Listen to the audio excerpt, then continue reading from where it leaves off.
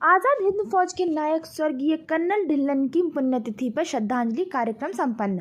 भारत की आज़ादी के परमवीर योद्धा व आजाद हिंद फौज के महानायक पद्म भूषण कर्नल गुरबख्श सिंह ढिल्लन की 16वीं पुण्यतिथि पर श्रद्धांजलि कार्यक्रम का आयोजन कर्नल GS ढिल्लन समाधि स्थल पर आजाद हिंद पार्क हातोद में किया गया। कलेक्टर एवं पुलिस अधीक्षक ने स्वर्गीय ढिल्लन की समाधि पर पुष्प अर्पित कर श्रद्धांजलि दी। इस मौके पर उनके व्यक्तित्व एवं कृतित्व पर प्रकाश डाला गया। CRPF CIAT IG Shri Girish Kumar ने स्वर्गीय कर्नल ढिल्लन के जीवन पर प्रकाश डालते हुए कहा कि अपनी कार्यशैली में ढिल्लों ने अपने सीनियर्स को प्रभावित किया करते थे। इसी के परिणाम स्वरूप वो द्वितीय विश्व युद्ध का हिस्सा बनाए गए। इस जंग में उन्होंने विरोधियों को मुंहतोड़ जवाब दिया था। इसके परिणाम स्वरूप वे जापान द्वारा युद्धबंदी बना लिए गए थे। बाद में 1942 में भारत को स्वतंत्र कराने के लिए आज़ाद हिंद फौज का संगठन हुआ तो ढिल्लों कर्नल प्रेम सहगल और मेजर जनरल शाहनवाज खान समेत अन्य योद्धाओं के साथ इसके अभिन्न अंग बन गए और अंग्रेज़ों को खूब चखाया। DIG ITBP DIG Shri Rajiv Lochan शुक्ल ने कहा कि यूँ तो इस फौज का हर एक सैनिक अपने आप में खास था, मगर एक नाम ऐसा भी था जिसने अंग्रेज़ों को भारत छोड़ने पर मजबूर कर दिया। ब्रिटिश सम्राट के खिलाफ युद्ध करने को लेकर इस योद्धा पर न सिर्फ लाल किला ट्रायल नामक ऐतिहासिक मुकदमा चलाया गया बल्कि प्रताड़ित भी किया गया, मगर वह टूटा नहीं और आज़ादी के लाखों परवानों को एकता के एक सूत्र में बांध दिया। उन्होंने कहा कि इन महान स्वतंत्रता संग्राम सेनानियों का जीवन हमें सिखाता है कि राष्ट्र के लिए मर मिटने की हद तक कैसे लड़ा जाता है। कलेक्टर श्री अक्षय कुमार सिंह ने कहा कि हम सभी लोग अपने आप को गौरवान्वित महसूस करते हैं कि आज शिवपुरी की धरा पर स्वतंत्रता संग्राम के परमवीर योद्धा की पुण्यतिथि पर आयोजित पुष्पांजलि कार्यक्रम में भाग ले रहे हैं। पुलिस अधीक्षक श्री राजेश सिंह चंदेल ने कहा कि यह शहीदों का प्रताप है कि हम सुखद माहौल में रह पा रहे हैं। हमें आज़ादी की कीमत को समझना होगा और देश के लिए जिन्होंने सर्वस्व न्यौछावर कर दिया ऐसे वीर योद्धाओं को याद रखना होगा, तब हम इस देश के सच्चे और जागरूक नागरिक कहलाएंगे। स्वर्गीय ढिल्लों के पुत्र सर्वजीत ढिल्लन ने कहा कि नेताजी के साथ कदम से कदम मिलाकर देश की आज़ादी के लिए सर्वस्व न्यौछावर करने वाले महान लोगों में कर्नल ढिल्लन का नाम शामिल है, जिन्होंने गुरिल्ला युद्ध के जनक कहे जाने वाले तात्या टोपे को आदर्श मानकर उसी विद्या में महारत हासिल करके कई दुश्मनों के दांत युद्ध में खट्टे किए हैं। इसलिए इन अमर शहीदों को याद करने का सबसे अच्छा माध्यम है कि हम उन्हें अवसर विशेष पर तो याद कर लें, उनके बताए मार्ग पर चिंतन कर अपनी जीवन की दिशा आगे बढ़ाएं। कार्यक्रम को NCC battalion colonel Dhirendra Singh एवं IB के प्राचार्य सहदेव सिंह, नितिन शर्मा सहित अन्य सम्माननीय अतिथियों द्वारा भी अपने ओजस्वी विचार मंच पर रखे गए। इस अवसर पर जेलर श्री BS मौर्य के नेतृत्व में जय हिंद मिशन के तत्वाधान में शहर से एक मशाल रैली निकाली गई, जो स्वर्गीय ढिल्लन की समाधि स्थल पर पहुंचकर श्रद्धांजलि दी।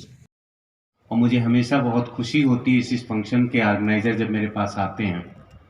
मैं बहुत अपने को गौरवान्वित महसूस करता हूं कि कुछ ना कुछ उन शहीदों की याद के लिए हमारी ITBP की वाहिनी भी कुछ कर रही है।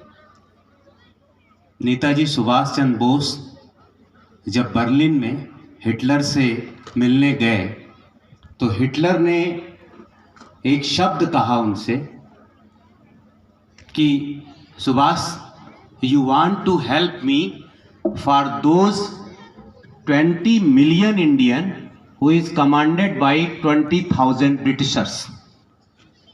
So how you will awaken that sleeping country? मतलब 20,000 अंग्रेज 20 करोड़ इंडियन को गुलाम बनाए बैठे हुए थे, तो उन्होंने कहा कि मैं आ गया हूं, मैं जगाऊंगा। उसके पहले हमारे स्ट्रगल में जो चलता था स्वतंत्रता के, हम पिटीशन लिखते थे कि हे अंग्रेज हमें कृपा करके आज़ादी दे दो।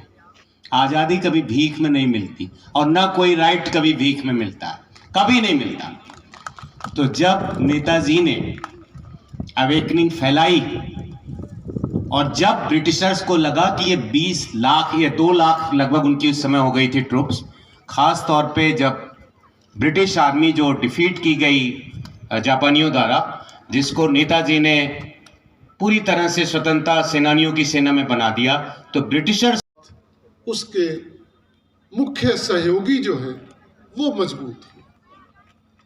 उन मुख्य सहयोगियों में ढिल्लों, सहगल और शाहनवाज का नाम मुख्यतः आता है।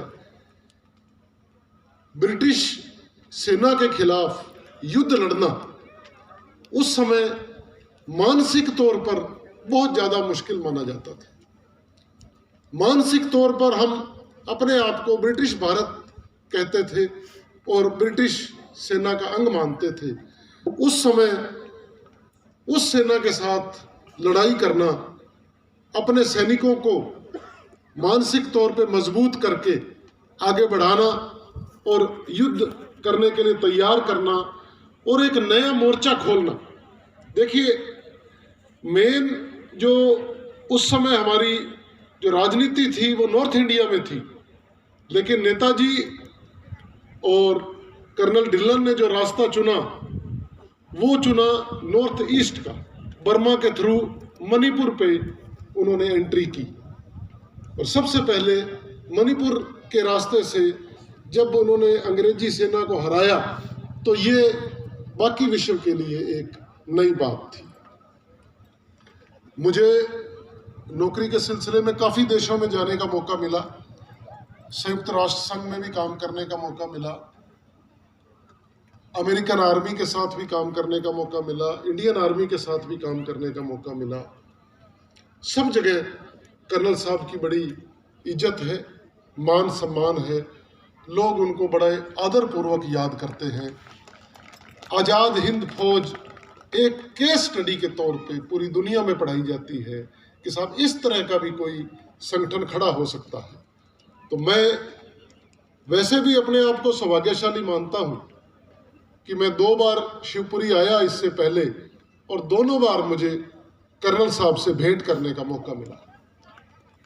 मेरी बड़ी इच्छा थी बचपन से कि साहब मैं ऐसे महान व्यक्ति को नमस्कार करूं, तो वो इच्छा मेरी शिवपुरी आने पर पूरी हो गई थी।